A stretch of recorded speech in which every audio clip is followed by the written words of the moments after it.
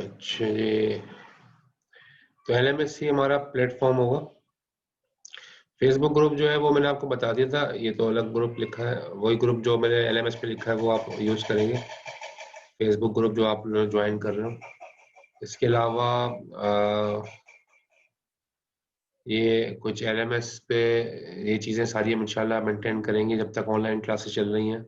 ये सारी चीज़ें इंशाल्लाह मेंटेन रहेंगी LMS पे। टेक्स्ट बुक मैंने आपको बता दी ये वाली, रख दी है LMS पे। और अगर यूनिवर्सिटी खुल जाए तो आप इसको इशू करा लीजिएगा यूनिवर्सिटी से, इसकी हार्ड कॉपी। CR की सिलेक्शन के लिए भी फेसबुक ग्रुप पे आप कमेंट कर देंगे। अच्छा जी, कोर्स के ऑब्जेक्टिव्स क्या क्या है वो देख लेते हैं। डायरेक्ट ऑपरेटिंग सिस्टम हम पढ़ने जा रहे हैं, ठीक है। तो this course will give you the theoretical concepts in operating system as well as some practical knowledge of Linux operating system. कुछ लिनक्स के बारे में भी डिस्कस कर लेंगे, लेकिन ज़्यादातर थ्योरेटिकल कॉन्सेप्ट्स होंगे ऑपरेटिंग सिस्टम के, और यानी कि बैकग्राउंड में ऑपरेटिंग सिस्टम कैसे काम करता है। तो अभी तो हम यूज कर रहे होते हैं ऑपरेटिंग सिस्टम, जैसे विंडोज है हम यूज कर रहे हैं, मोबाइल पे हम एंड्रॉइड यूज कर रहे हैं, लेकिन बैकग्राउंड के ऊपर ऑपरेटिंग सिस्टम कौन कौन से टास्क परफॉर्म कर रहा होता है वो हमें नहीं पता हो। उसकी नॉलेज बहुत ज़रूरी है, क्योंकि अगर आप खुद से कोई ऑपरेटिंग सिस्टम डिज़ाइन करना चाहें उसके लिए भी, और आपको ये भी पता होना चाहिए कि बैकग्राउंड में ऑपरेशन कैसे परफॉर्म हो रहा है, क्योंकि ज़ाहिर है एक कंप्यूटर साइंटिस्ट की नॉलेज जो है वो ज़्यादा होती है लेमैन से। तो आप चूंकि पूरा BS कंप्यूटर साइंस पढ़ रहे हो, तो उसके लिए जो है ना ये कोर्स को एज अ कोर्स जो है वो अप्रूव किया गया है कि इसके अंदर आपको कम से कम जो है नो हाउ हो जाएगी सारी बेसिक्स की, और ऑपरेटिंग सिस्टम कैसे काम करता है बैकग्राउंड में उसकी नॉलेज हो जाएगी। उसमें हम ऑपरेटिंग सिस्टम के स्ट्रक्चर्स के बारे में पढ़ेंगे, और ये कुछ टॉपिक्स है, प्रोसेसेस कैसे होते हैं, क्योंकि हर प्रोग्राम को एक प्रोसेस कहते हैं, उसके बारे में हम देखेंगे कैसे काम करता है, थ्रेड्स क्या है, CPU स्केजुलिंग कैसे होता है, CPU जो है वो कैसे मल्टीपल टास्क कैसे परफॉर्म करता है। इसके एल्गोरिदम्स है ना, एल्गोरिदम्स है, वो एल्गोरिदम्स हम देखेंगे। डेडलॉक्स हो जाते हैं, हैंग हो जाता है PC आपका, किस वजह से हैंग होता है, बैकग्राउंड में क्या क्या वजूहत होती हैं इसकी वजह से जो है डेडलॉक बन जाता है, और वो देखेंगे डेडलॉक को ख़त्म कैसे किया जाता है, उसकी सारी स्ट्रेटेजी हम देखेंगे। इसके अलावा मेमोरी मैनेजमेंट के बारे में पढ़ेंगे, ठीक है।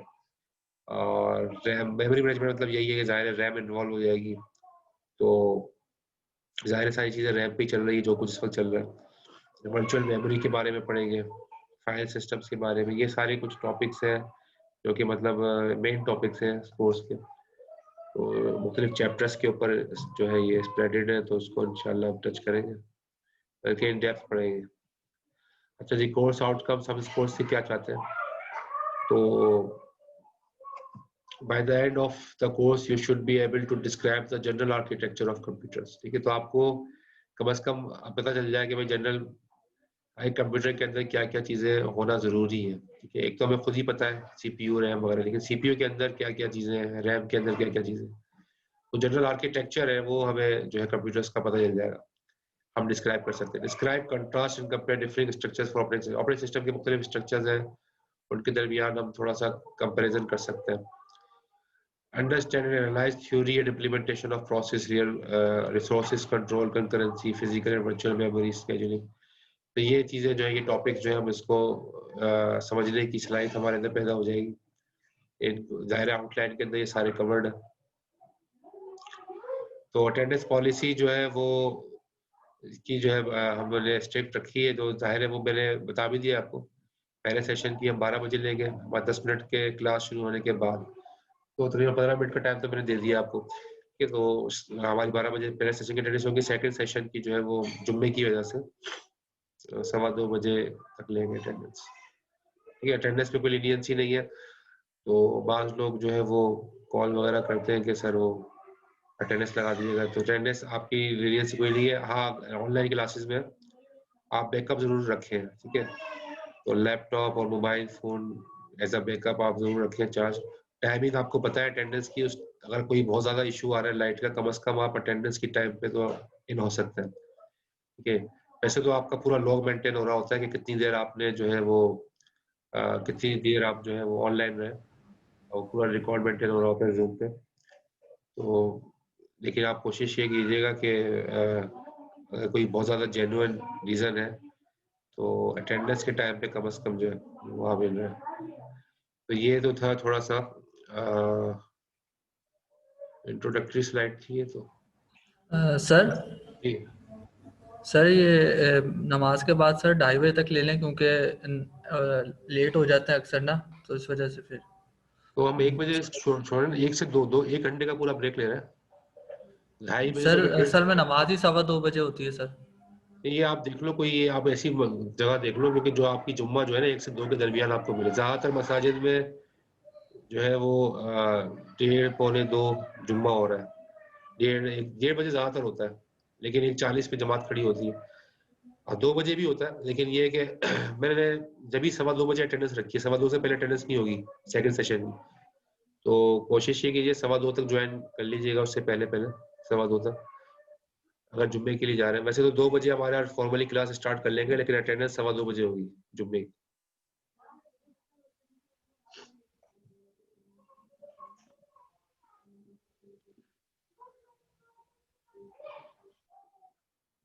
ठीक है, तो कोशिश ये करें जुम्मे का कोई पहला वर्ग। आप देखो कीट के अंदर भी जो ब्रेक होता है, तो मैंने उसी हिसाब से ब्रेक रखा है। वहां पर भी 2:10 2 बजे ना 2:10 पे जो है ना सेकंड सेशन स्टार्ट हो जाता है, मतलब। तो वो हम कीट की मैंने टाइमिंग को ही फॉलो कर रहा हूँ, ताकि उसी ब्रेक में भी हम सारे नमाज पढ़ते जाए रहे जुम्मे की।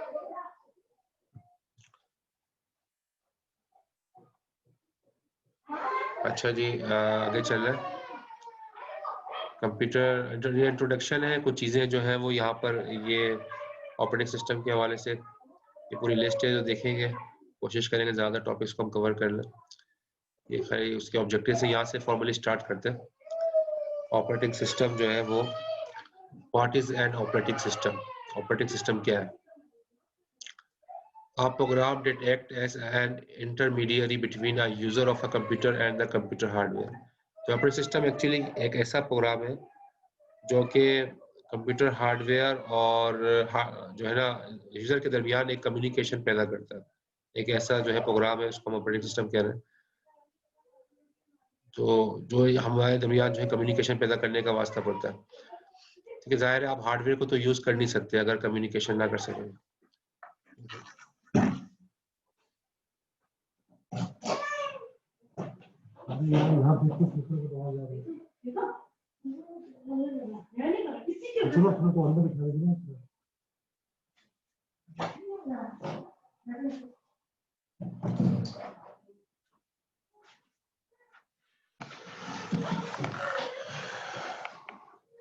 अच्छा जी, ऑपरेटिंग सिस्टम के गोल्स क्या हैं? Execute user programs and make solving user problem easier, ठीक है ना। तो यूजर के प्रोग्राम्स को एग्जीक्यूट करना और उनके प्रॉब्लम्स को सॉल्व करना। जाहिर है आप कोई भी एप्लीकेशन चलाते हो ऑपरेटिंग सिस्टम पे ही चलाओगे, ठीक है। इंस्टॉल करोगे ऑपरेटिंग सिस्टम पे इंस्टॉल करोगे, तो यूजर के प्रोग्राम की एग्जीक्यूशन और इसको जो है ना आसानी से चल जाए, ऑपरेटिंग सिस्टम का काम है। और make the computer system convenient to use. जाहिर है कंप्यूटर में बहुत सारे हार्डवेयर होते हैं, प्रिंटर है, माउस है, कीबोर्ड है और मॉनिटर है, बहुत सारी चीजें हैं। मतलब वो सारी की सारी चीजें आप कन्वीनियंटली यूज कर लेते हो क्योंकि जाहिर है बीच में ऑपरेटिंग सिस्टम होता है। तो use the computer hardware in an efficient manner. ये तो हार्डवेयर को आप अच्छे तरीके से यूज कर सकते हो अगर ऑपरेटिंग सिस्टम है। सिर्फ उसका ड्राइवर इंस्टॉल करना होता है, सॉफ्टवेयर इंस्टॉल करना होता है, ऑपरेटिंग सिस्टम उससे इंटरेक्ट करता है और आप बहुत जल्दी से जो है ना वो हार्डवेयर यूज कर लेते हो। तो ऑपरेटिंग सिस्टम के जाहिर है वो एक बेनिफिट्स हैं अपनी जगह। अच्छा जी, computer system can be divided into 4 components. अच्छा, किसी को कोई क्वेश्चनिंग करनी हो तो आप रेज हैंड का ऑप्शन है, वो आप यूज कर सकते हैं, ठीक है, लेक्चर के दरमियान में। तो वैसे मैं आपसे क्वेश्चन लेता रहूंगा, लेकिन अगर कोई मैं स्लाइड में चल रहा हूँ, कोई बात समझ में नहीं आई हो तो आप रेज हैंड का ऑप्शन यूज करें, तो मैं आपसे क्वेश्चन ले लूंगा। अच्छा, computer systems can be divided into 4 component. 4 components में आप कंप्यूटर सिस्टम को डिवाइड कर सकते हैं। कौन कौन से 4 हैं? एक हार्डवेयर है, एक ऑपरेटिंग सिस्टम है। हम इस वक्त बात क्या कर रहे हैं? कंप्यूटर सिस्टम स्ट्रक्चर की, कंप्यूटर सिस्टम स्ट्रक्चर की, ठीक है। यानी कंप्यूटर सिस्टम का स्ट्रक्चर कैसा होता है, इसमें ऑपरेटिंग सिस्टम भी आ जाता है, ठीक है। तो पूरा कंप्यूटर सिस्टम का स्ट्रक्चर को हम नोट डाउन करें तो उसके अंदर एक हार्डवेयर है, एक ऑपरेटिंग सिस्टम है, एक एप्लीकेशन प्रोग्राम्स है और एक यूजर्स है। ये चारों मिलते हैं तो एक कंप्यूटर सिस्टम का स्ट्रक्चर बन जाता है, ठीक है। हार्डवेयर की अगर हम बात करें, हार्डवेयर के अंदर जाहिर है जो भी बेसिक कंप्यूटिंग रिसोर्सेज है जो हमें चाहिए होते हैं, सीपीयू, रैम और आईओ डिवाइसेस, ये तो एसेंशियल हार्डवेयर है। आईओ डिवाइसेस का मतलब क्या है? Input output devices, input keyboard, keyboard input device है, माउस इनपुट डिवाइस है, जिससे आप कमांड देते हो। आउटपुट क्या है? मॉनिटर है, प्रिंटर है, स्पीकर है, ये आउटपुट है। तो जिससे जो कंप्यूटर से आउटपुट जनरेट करते हैं। तो ये तीन जो है, ये तो एसेंशियल कैटेगरीज हैं, जो पार्ट्स हैं कंप्यूटर के, हार्डवेयर के, जो हमें चाहिए होते हैं। इसके अलावा ऑपरेटिंग सिस्टम है। अगर ऑपरेटिंग सिस्टम के तो आप कंप्यूटर रन नहीं कर सकोगे। तो विंडोज हम मोस्ट प्रोबेबली यूज कर रहे होते हैं। इसके अलावा लिनक्स है, मैकिन्टॉश है, और भी ऑपरेटिंग सिस्टम है। मोबाइल पे एंड्रॉइड है। तो ऑपरेटिंग सिस्टम का काम क्या है? Controls and coordinates use of hardware among various applications and users, ठीक है। यानी कि जो हार्डवेयर है और जो हार्डवेयर के दरमियान कम्युनिकेशन कराना, और मुख्तलिफ एप्लीकेशंस और यूजर्स के दरमियान का आपस में कम्युनिकेशन कराना, ठीक है। एप्लीकेशन क्या है? मिसाल के तौर पर एम एस ऑफिस। अब एम एस ऑफिस को आप यूज करना चाह रहे हो, एम एस वर्ड को यूज करोगे, ज़ाहिर है। अगर एम एस वर्ड को यूज करोगे तो उसके दरमियान उसको आप कैसे यूज करोगे? विंडोज पे इंस्टॉल ही करना पड़ेगा ना पहले एम एस ऑफिस को। तो कहने का मकसद ये, जितनी भी एप्लीकेशंस है, यूजर उससे इंटरेक्ट जब भी कर सकता है जब बीच में ऑपरेटिंग सिस्टम हो। ऑपरेटिंग सिस्टम के बगैर किसी भी एप्लीकेशन से इंटरेक्ट नहीं कर सकेंगे। तो ये मतलब इसका मेन हमारा कोर्स भी यही है, ऑपरेटिंग सिस्टम को, इसी को हम देखेंगे। अच्छा, इसके अलावा कंप्यूटर स्ट्रक्चर्स के अंदर एप्लीकेशन प्रोग्राम्स होते हैं, ठीक है। ये सारी चीजें आ जाती हैं उसमें, वर्ड प्रोसेसर, यहाँ पे एग्जांपल दी हुई है। कंपाइलर्स हो गए, वेब ब्राउजर हो गए, क्रोम वगैरह जो भी आप यूज करते हो, डेटाबेस सिस्टम्स हो गए, वीडियो गेम्स वगैरह जो भी आप इंस्टॉल करते हो, ये these all are application programs, ठीक है। और इसके अलावा फिर आप एंड में यूजर्स हैं। यूजर्स में जो है आपके पीपल, मशीन्स और अदर कंप्यूटर्स आ सकते हैं। यानी कि जाहिर है यूजर्स में लोग ही यूज कर रहे होते हैं कंप्यूटर्स को। बाज़ मशीन्स भी जो है वो यूजर्स के अंडर में आ जाती हैं, ठीक है। यानी कि नेटवर्क के ऊपर जो मशीन्स हैं वो भी जो है वो एज अ यूजर एंड पे काम कर रही होती है। इसका आप यूज समझ लो जैसे स्विच लगे हुए होते हैं, राउटर्स हैं, स्विचेस हैं और प्रिंटर्स हैं, मुख्तलिफ मशीन्स होती हैं जो कि एज अ जो है ना वो यूजर्स के तौर पे काम कर रही होती है। तो ये थोड़ा सा मतलब ऑपरेटिंग सिस्टम के स्ट्रक्चर के हवाले से हमने बात की। These are the 4 basic components of computer system structure. इसकी डायग्राम भी यहाँ पर दिखाई है, ये आप देखें, ठीक है। तो कंप्यूटर हार्डवेयर, ये आपका हार्डवेयर यहाँ लाई कर रहा है, ऑपरेटिंग सिस्टम यहाँ है, और उसके बाद जो है ये सारे जो है compiler, assembler, text editor, database, ये क्या है? सारी की सारी एप्लीकेशंस है। These are application programs. और फिर उसके ऊपर जो है वो सारे क्या है? यूजर्स है। यूजर्स क्या है? जो यूज कर रहे हैं। यूजर्स क्या यूज कर रहे हैं? यूजर 1, यूजर 2, यूजर 3, बहुत सारे यूजर्स हैं, क्योंकि हो सकता है ये नेटवर्क पर हो, जैसे लैब में हम यूज करते हैं। तो बहुत सारे यूजर्स हैं जो यूज कर रहे हैं। तो यूजर्स किसको यूज कर रहे हैं? किसी एप्लीकेशन को यूज कर रहे हैं। यूजर किसी एप्लीकेशन को यूज कर रहे हैं, और वो एप्लीकेशन जो है, उसकी एप्लीकेशन कहाँ इंस्टॉल हुई हुई है? ऑपरेटिंग सिस्टम पे। और ऑपरेटिंग सिस्टम ही उन एप्लीकेशंस को जो है चला भी रहा है यूजर्स को इंटरेक्ट करवाने के लिए। इसके साथ साथ ऑपरेटिंग सिस्टम जो है वो हार्डवेयर को भी जो है वो एक्टिव करा हुआ है ऑपरेटिंग सिस्टम में, ताकि हार्डवेयर भी जो है एक्टिव रहे ड्यूरिंग कम्युनिकेशन। तो ये पूरा कंप्यूटर कम्युनिकेशन जो है, ये जो 4 कंपोनेंट्स हैं कंप्यूटर सिस्टम स्ट्रक्चर के, उसको ड्रामेटिकली अगर दिखाया जाए तो इस तरीके से दिखा सकते हैं। और यही हम कर रहे होते हैं। ये तो सारी सिंपल चीजें हैं जो हमें समझ में आ भी रही होंगी, और बहुत सिंपल सी हम इन्हीं को यूज करते हैं।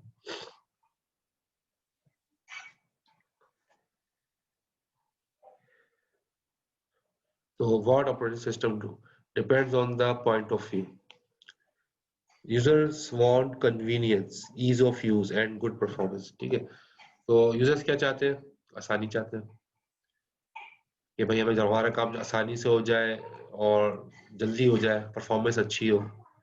लेकिन यूजर्स जो है ना, they don't care about resource utilisation.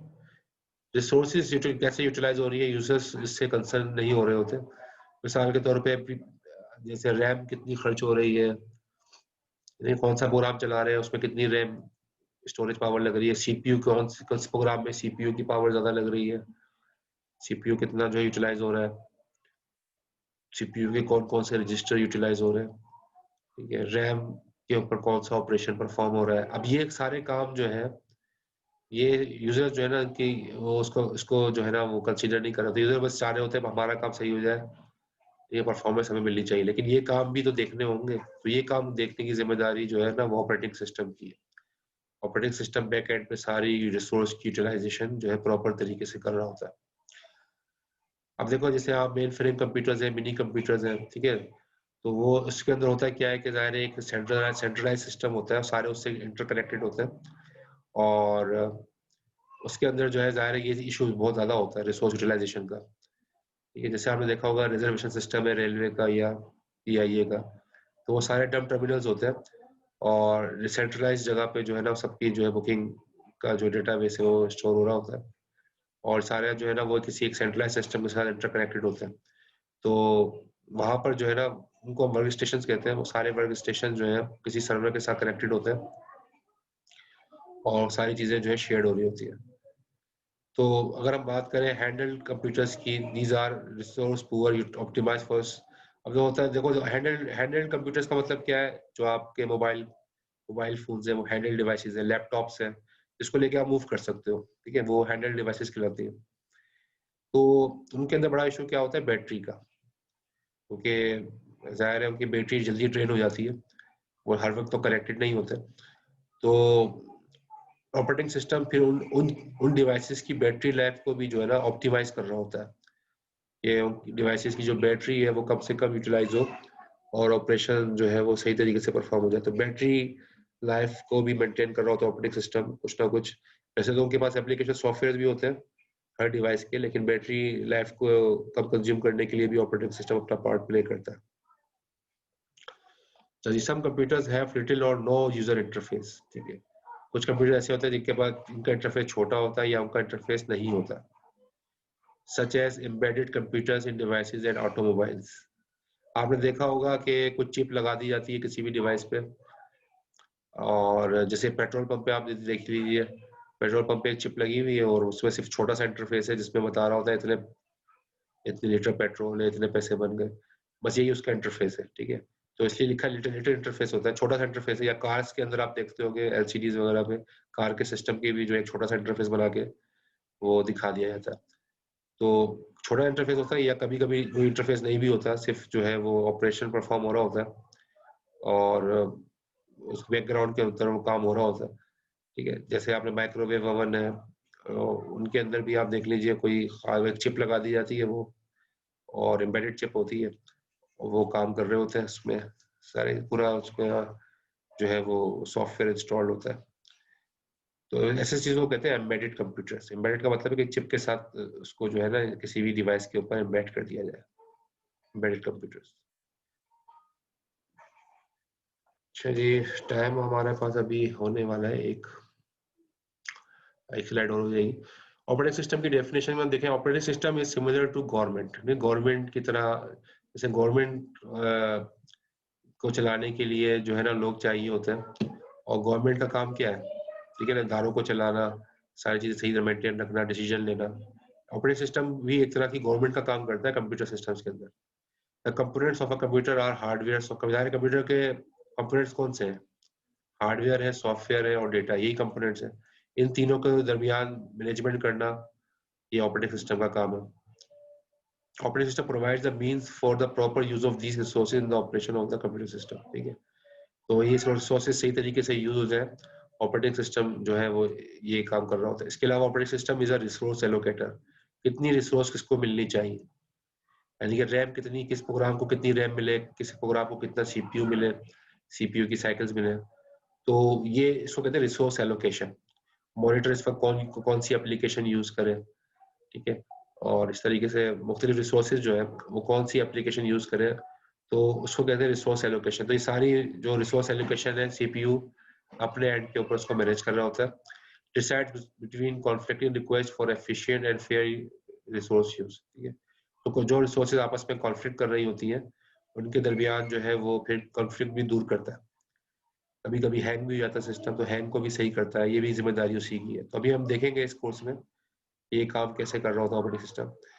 Operating system is a control program, ये कंट्रोलिंग का पूरा काम कर रहा होता है। Control execution of programs to prevent errors and improper use of computers. वो एरर जो जनरेट होता है, आप देखते हो विंडोज के अंदर बार बार एरर्स आते हैं, तो कोशिश वो यही करता है कि आजकल आप देखो एरर्स बहुत कम आते हैं, पहले बहुत एरर्स आते थे विंडोज में। विंडोज 10 के अंदर खास तौर पे मैंने नोट किया है कि वो उसमें एरर्स बहुत बिल्कुल नहीं आ रहा, क्योंकि वो उसने बिल्कुल ऑप्शन जो है ना वो अपने एंड के ऊपर डील कर रहा है वो, ठीक है। तो मुझे याद है विंडोज 95 और उस वक्त तो बहुत एरर, थोड़ा सा काम करते थे फौरन एरर आता था। अब जो है वो बहुत ज्यादा मिनिमाइज हो गया और बैकग्राउंड में सारे एरर कंट्रोल हो रहे होते हैं, सारी कंट्रोलिंग अपने एंड पे ऑपरेटिंग सिस्टम परफॉर्म कर रहा होता है, ठीक। तो ये मतलब बेसिक काम थे इसके जो ऑपरेटिंग सिस्टम करता है। अब जो है वो ब्रेक ले लेते हैं, यहाँ से स्टार्ट करेंगे इंशाल्लाह। कुछ मोहम्मद बिलाल जी, कोई क्वेश्चन है मोहम्मद बिलाल? सर, सर कुछ लोग बोलते हैं कि विंडोज 7 ज़्यादा अच्छी है बनिस्बत विंडो 10 के, इसकी क्या वजह है सर? नहीं, विंडोज 7 अच्छी का मतलब क्या है कि वो तो असल में विंडोज 7 से लोग फेमिलियर है, वो आसान थी ना। और तो जाहिर है जब लोग जिससे यूज टू होते हैं तो वो फिर उसको छोड़ते नहीं है सारी चीजें। माइक्रोसॉफ्ट ने उसका जो है ना अपडेट बंद कर दी है विंडोज 7 की। क्या मतलब कि अब जो जी वायरसेस सर। वगैरह आएंगे ना वो विंडोज 7 पे अब उनकी कंट्रोलिंग और कोई भी सिक्योरिटी थ्रेट आता है तो माइक्रोसॉफ्ट कोई सोल्यूशन नहीं देगा उसका। तो माइक्रोसॉफ्ट की स्ट्रेटेजी यही होती है कि जब भी किसी ऑपरेटिंग सिस्टम को मार्केट से खत्म करना चाहते हैं उसके ऊपर काम करना छोड़ देते हैं। तो वो ऑपरेटिंग सिस्टम वो अब जाहिर है उसका पूरा असल में बैकग्राउंड, उसका जो पूरा स्ट्रक्चर था ना अंदर का, वो उसके अंदर सिक्योरिटी के बड़े इश्यूज हैं। तो विंडोज विंडोज 10 7 बहुत सिक्योरिटी के पॉइंट ऑफ व्यू से विंडोज 10 बहुत जबरदस्त है, क्योंकि इसके अंदर सिक्योरिटी बहुत अच्छी है। इतनी आसानी से कोई हैकिंग वगैरह जो है विंडोज 7 में बड़ी आसानी से हैकिंग वगैरह हो जाती है। विंडोज 10 में अच्छा। उसकी प्रोविजन काफी कम कर दी है। इसके अलावा विंडोज 10 का उन्होंने ऐसा बनाया आर्किटेक्चर के, कोशिश ये की है मोबाइल के ऊपर जो है ना, क्योंकि उनकी अपनी ऐप भी चल रही है ना विंडोज वालों की, जी विंडोज के मोबाइल फोन्स आ गए ना, तो जी उन्होंने जी। इसको विंडोज 10 के साथ इंटीग्रेट किया हुआ है, विंडोज 7 के साथ नहीं है वो। तो वो फिर वो भी यही चाहते हैं कि विंडोज 10 ही यूज हो ताकि दोनों प्लेटफॉर्म डेस्कटॉप और मोबाइल दोनों पे सेम ऑपरेटिंग सिस्टम रन हो। Okay sir. वैसे सर सिक्योर जो है वो ज़्यादा विंडो 10 है, हाँ क्योंकि हाँ, विंडोज 10 सिक्योरिटी वाइज। हर लिहाज से बहुत ज्यादा स्ट्रॉन्ग है। और विंडोज 7 तो आप खुद ही आप देख लीजिएगा, अगर जिनके पास इंस्टॉल होगा तो बार बार बहुत तंग होंगे, क्योंकि वो वायरसेस बहुत आएंगे एक तो।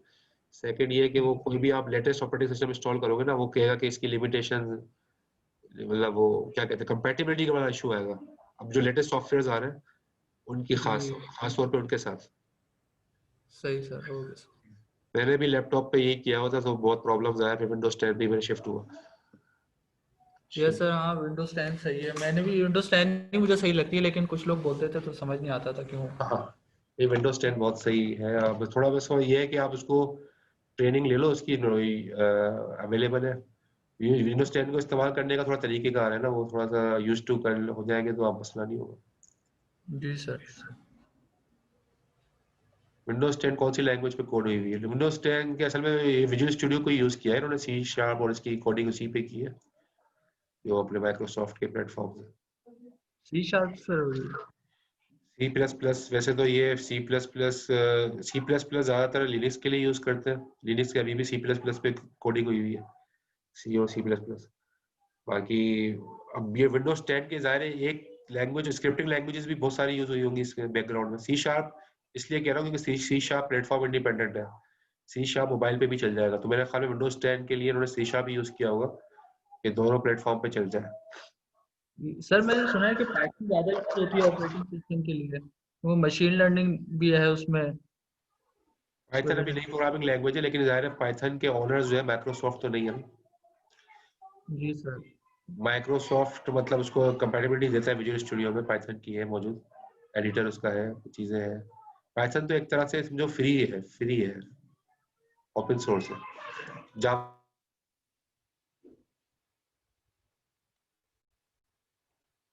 सर आपका माइक ऑफ हो गया। अच्छा, तो पाइथन जो है ना वो जावा की तरह ही एक तरह से जो है ना वो काम करती है।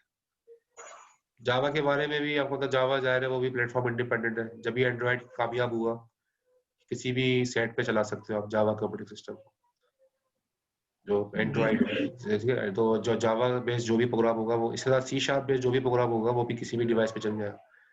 तो विंडोज 10 का मेरे ख्याल में सी शार्प पे ही हो, क्योंकि जाहिर है हम विंडोज फोन उन्होंने निकाले, वो उसी मकसद के लिए निकाले। सही सर। अच्छा, मैं ऐड कर ले मीटिंग, 1 बज गया। जी सर ओके। सर फिर मैं ये बोला था थोड़ा सा सर टाइम, क्योंकि अभी मेरी तरफ जो करीब मस्जिद है ना उसमें तो सर 2 बजे के बाद ही जुम्मा होता है, तो 2:15 2:20 तो हो ही जाते हैं घर पहुंचते पहुंचते। हाँ इंशाल्लाह, तो आप आ जाइएगा, देख लेते हैं, कोशिश सही करेंगे। ओके। ओके सर, अल्लाह हाफिज़।